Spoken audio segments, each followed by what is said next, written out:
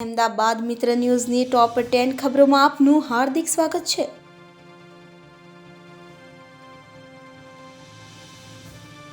અમદાવાદમાં પ્રાર્થના ઉપવન જલધારા હોલીડેના મકાનમાંથી દારૂ બિયરનો જથ્થો જપ્ત। અમદાવાદ ગ્રામ્ય લોકલ ક્રાઇમ બ્રાન્ચના સ્ટાફે ગુરુવારે રાતના સમયે મણિનગર ગામની સીમમાં આવેલા પ્રાર્થના ઉપવન જલધારા હોલીડે રિસોર્ટમાં એક મકાન આવેલું છે, જ્યાં દરોડો પાડીને ₹9.5 લાખની કિંમતના દારૂ બિયરના જથ્થા સાથે કુલ 14.50 લાખનો મુદ્દામાલ જપ્ત કરી મુખ્ય બુટલેગરો સહિત કુલ 8 લોકોની ધરપકડ કરી હતી।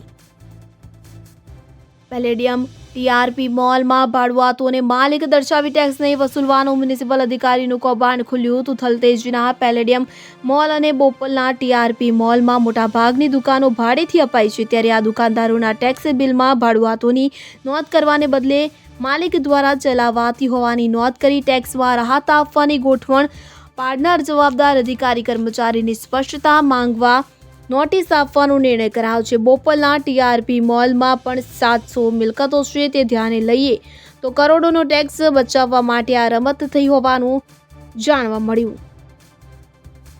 અમદાવાદના કાલુપુર સહિત 9 રેલવે સ્ટેશનના રીડેવલપમેન્ટ વડાપ્રધાન નરેન્દ્ર મોદી આગામી 26 ફેબ્રુઆરી 2024 રોજ વિડીયો કોન્ફરન્સના માધ્યમથી 554 સ્ટેશનોના પુનઃવિકાસ તેમજ 1500 રોડ ઓવરબ્રિજ અંડરબ્રિજના શિલાન્યાસ લોકાર્પણની 41,000 કરોડ રૂપિયાની પરિયોજના દેશને સમર્પિત કરશે। તો જેમાં અમદાવાદ મંડળના અમદાવાદ સહિત 9 સ્ટેશનોના પુનઃવિકાસો શિલાન્યાસ 19 રોડ અંડરબ્રિજ અંડરપાસનું લોકાર્પણ વડાપ્રધાન દ્વારા કરવામાં આવશે। તો અમદાવાદ ડિવિઝનના 9 સ્ટેશનોમાં અમદાવાદ રેલવે સ્ટેશનના મેજર અપગ્રેડેશન તેમજ અમૃત ભારત સ્કીમ હેઠળ મણિનગર ચાંદલોડિયા વટવા સામખિયાળી સિદ્ધપુર ઊંઝા મહેસાણા અને ભીલડી સ્ટેશનોનો 233 કરોડ રૂપિયાથી પણ વધારે ખર્ચે પુનઃવિકાસ કરવામાં આવશે।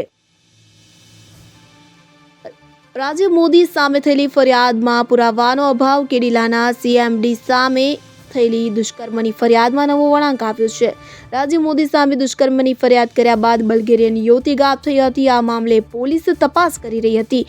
8 સમન્સ બાદ પણ બલ્ગેરિયન યુવતી હાજર ન થતા અને પુરાવા ન મળતા પોલીસે એ સમરીનો રિપોર્ટ કોર્ટમાં રજૂ કર્યો હોવાની વિગત સૂત્રો પાસેથી જાણવા મળી રહી છે। ઉલ્લેખનીય છે કે આ એ સમરી બાદ રાજીવ મોદીને ક્લીન ચીટ મળી ગઈ હોવાની વાત સામે આવી છે। પૂર્વ વિસ્તારમાં જાહેરમાં ગંદકી અને પ્રતિબંધિત પ્લાસ્ટિક બદલ 51 દુકાનો સીલ। 2 દિવસમાં જાહેર રોડ ઉપર ગંદકી તો મંદિર પ્લાસ્ટિકનો ઉપયોગ કરવા બદલ 51 દુકાનને સીલ કરવામાં આવી। તો જાહેરમાં ન્યુસન્સ ગંદકી કરવા બદલ 109 દુકાનો, ઓફિસો વગેરેને નોટિસ આપી હતી। પ્રતિબંધિત પ્લાસ્ટિકના જથ્થા મામલે 51 એકમોને સીલ કરી હતી। ₹1.75 લાખનો દંડ વસૂલવામાં આવ્યો હતો। અમદાવાદથી દુબઈ જતી સ્પાઇસ જેટની ફ્લાઇટ 4.5 કલાક મોડી પડી। અમદાવાદના સરદાર વલ્લભભાઈ પટેલ એરપોર્ટ પરથી આંતરરાજ્ય અને આંતરરાષ્ટ્રીય ફ્લાઇટની ડાયરેક્ટ કનેક્ટિવિટીમાં ખૂબ વધારો કરવામાં આવ્યો છે। અમદાવાદ એરપોર્ટથી દરરોજ 100થી પણ વધુ ફ્લાઇટ ઉડાન ભરે છે। મહત્વનું છે કે આજે સવારે ભારતના પ્રધાનમંત્રી નરેન્દ્ર મોદી અમદાવાદ એરપોર્ટ ખાતે પહોંચ્યા હતા। તે દરમિયાન અમદાવાદથી દુબઈ જતી સ્પાઇસ જેટની ફ્લાઇટ ઉડાન ભરવાની હતી, પરંતુ તેના નિશ્ચિત સમય કરતાં 4 કલાક કરતાં પણ વધુ સમય માટે મોડી પડી હતી। અમદાવાદના કાલુપુર સિંધી માર્કેટની જગ્યાનું રીડેવલપમેન્ટ થશે। અમદાવાદના કાલુપુર વિસ્તારમાં આવેલા રેવડી બજારના સિંધી ક્લોથ માર્કેટને હવે રીડેવલપમેન્ટ કરવામાં આવશે। અમદાવાદ મ્યુનિસિપલ કોર્પોરેશન અને સિંધી માર્કેટ એસોસિએશન વચ્ચે જમીન મામલે વિવાદ ચાલતો હતો, જેનો હવે અંત આવ્યો છે। સિંધી માર્કેટમાં આવેલી નાની કેબિનો અને પાકી દુકાનો મળી કુલ 460 નાની મોટી દુકાનોને રીડેવલપ કરવામાં આવશે। મ્યુનિસિપલ કોર્પોરેશનને જગ્યા પેટે સિંધી માર્કેટના વેપારીઓ દ્વારા ₹15 થી 16 કરોડ વ્યાજ સાથે ચૂકવવામાં આવશે। અમદાવાદના એક જ્વેલર્સમાં રિવોલ્વર બતાવી મોડી રાત્રે 4 શખ્સે લાખોની લૂંટ ચલાવી। ગત મોડી રાત્રે મણિનગરમાં આવેલી એક જ્વેલર્સની શોપને હથિયારધારી શખ્સોએ ટાર્ગેટ કરીને 11.63 લાખના દાગીનાની લૂંટ કરી નાસી જતા ચકચાર મચી હતી। 4 શખ્સો દુકાનમાં આવ્યા અને શોપના માલિકના લમણે રિવોલ્વર ટાંકી ગણતરીની મિનિટોમાં જ ડિસ્પ્લેમાં લગાવેલા દાગીના લૂંટીને ફરાર થઈ ગયા હતા।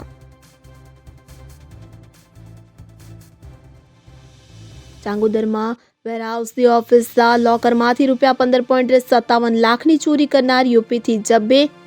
સાણંદના ચાંગોદરના એક વેરહાઉસની ઓફિસમાંથી ₹15.57 લાખની ચોરી તાજેતરમાં થઈ હતી, જેને લઈને પોલીસે 980 કિમી દૂર પહોંચી હતી અને ચોરીમાં ગયેલો તમામ મુદ્દામાલ રિકવર કર્યો હતો. ચોરીના સીસીટીવી સામે આવ્યા ત્યારે તેણે ચોરી કરતા સમયે મોઢું અને માથું કપડાથી ઢાંકી દીધેલ હોવાથી કોઈને શંકા ન થઈ હતી. પોલીસ તપાસમાં ઓફિસમાં ચોરી કરનાર ઇસમ સિક્યુરિટી ગાર્ડ હોવાનું ખુલતા તાત્કાલિક પોલીસ ચાંગોદરથી આશરે 980 કિમી દૂર પહોંચી ગાર્ડ હરેન્દ્રને પકડી જેલ હવાલે કર્યો હતો. ઓડ કેનાલ પર મુસાફરનું અપહરણ અને લૂંટ કરનાર રિક્ષા ચાલક 7 દિવસ બાદ ઝડપાયો. 7 દિવસ પૂર્વે ઓડ કેનાલ પર રિક્ષા ચાલક અને સાગરીતે સાથે મળી લૌકિક ક્રિયા માટે વઢવાણથી અમદાવાદ જવા નીકળેલા આધેડ પુરુષને લોખંડના વાયરથી માર મારીને ₹5,000 લૂંટી લઈ નાસી ગયા હતા. રિક્ષા ચાલકને અમદાવાદ ગ્રામ્ય એલસીબી ટીમે મૂળ ગાંધીનગરના ઈસમને ન્યૂ નારોલમાંથી ₹1 લાખની રિક્ષા, ₹1,080ની રોકડ તેમજ ₹5,000ના મોબાઈલ સાથે ઝડપી પાડ્યો તો પોલીસે તેને વિરુદ્ધ ગુનો નોંધી કાયદેસરની કાર્યવાહી હાથ ધરી. અહેમદાબાદ મિત્ર ન્યૂઝની યુટ્યુબ ચેનલને સબસ્ક્રાઇબ કરો અને બેલ આઇકોન જરૂરથી દબાવો, જેથી દરેક મહત્વના વિડીયોની નોટિફિકેશન તમને મળતા રહેશે.